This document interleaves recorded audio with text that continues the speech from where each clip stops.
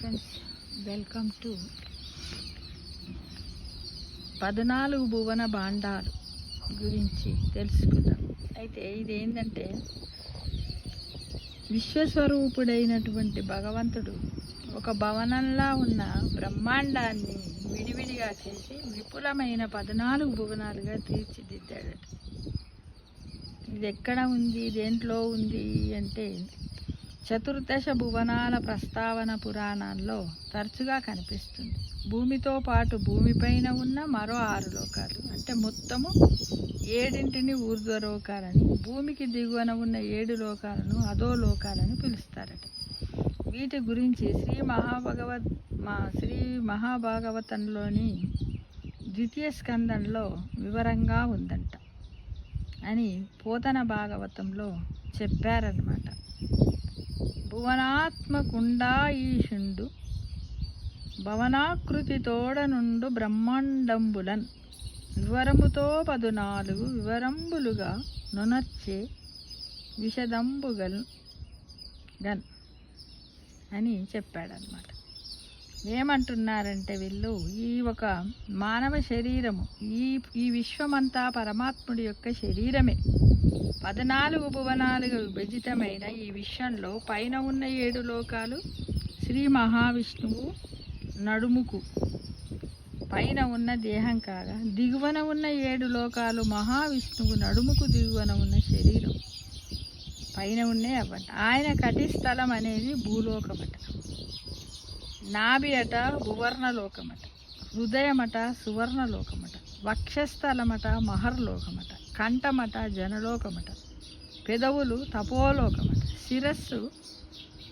శిరస్సు బ్రహ్మనివాసమైన సత్యలోకమట.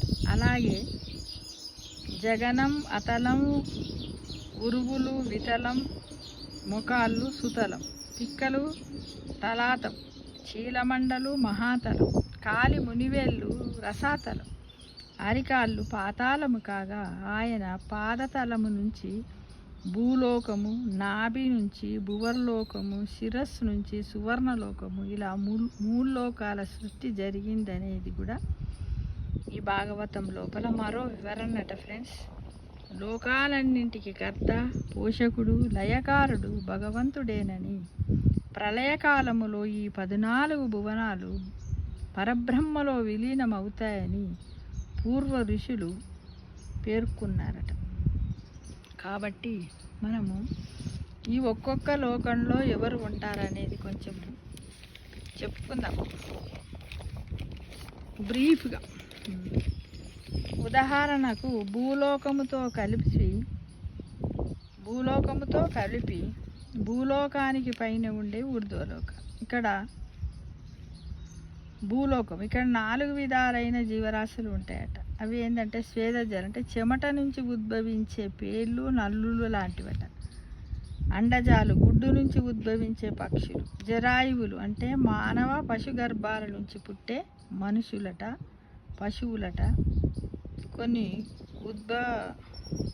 ఉద్భవాజాలట అంటే మొక్కలు, చెట్లు కూడా ఇలా ఉంటాయట. ఇవి భూలోకం. ఇక భువర్ణలోకంలో ఇది భూలోకానికి పైన ఉంటుందట. సూర్యుడు, చంద్రుడు, గ్రహాలు, నక్షత్రాలు అంటే సూక్ష్మ శరీరములో ఉండే కింపురుషులు, కిన్నెరులు, విద్యాధులు లాంటి జాతుల వారు ఉంటారట. సువర్ణలోకం ఇది భువర్లోకం పైన ఉంటుందట. దీన్ని స్వర్గలోకము లేదా సువహలోకం అని కూడా అంటారట.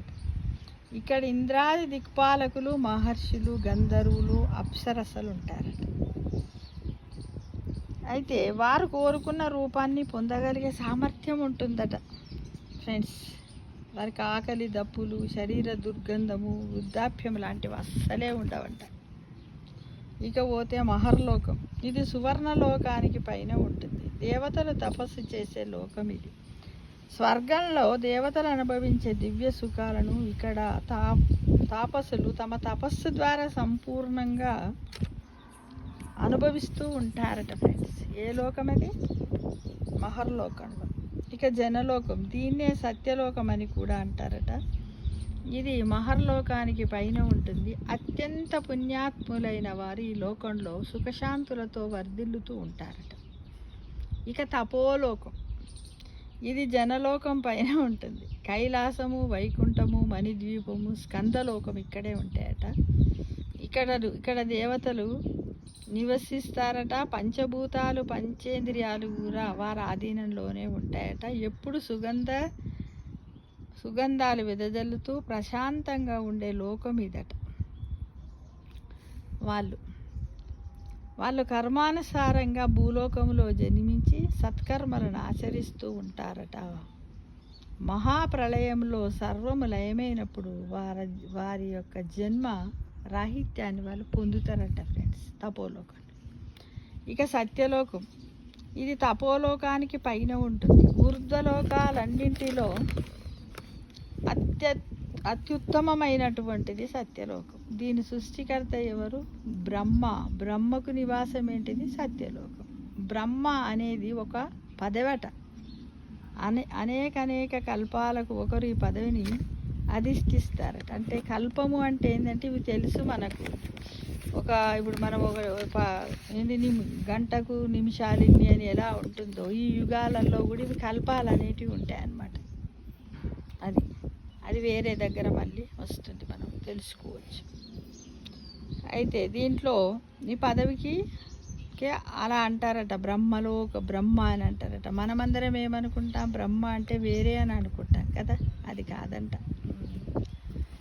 అయితే భూలోకంలో ఆత్మజ్ఞానాన్ని పొందిన వారు ఈ లోకంలో వేదాంత చర్చలు చేస్తూ ఉంటారట. వేదం గురించి వాళ్ళంతా చెబుతూ ఉంటారు. ఇక భూలోకానికి దిగున ఉండేటి ఏంటి? అధోలోకాలు. వాటిలో భూమికి దిగువన ఉండే లోకం, ఈ లోకంలో రాక్షసులు యముడి కుమారుడైన బలుడి విహార స్థలం అంటే. దీంట్లో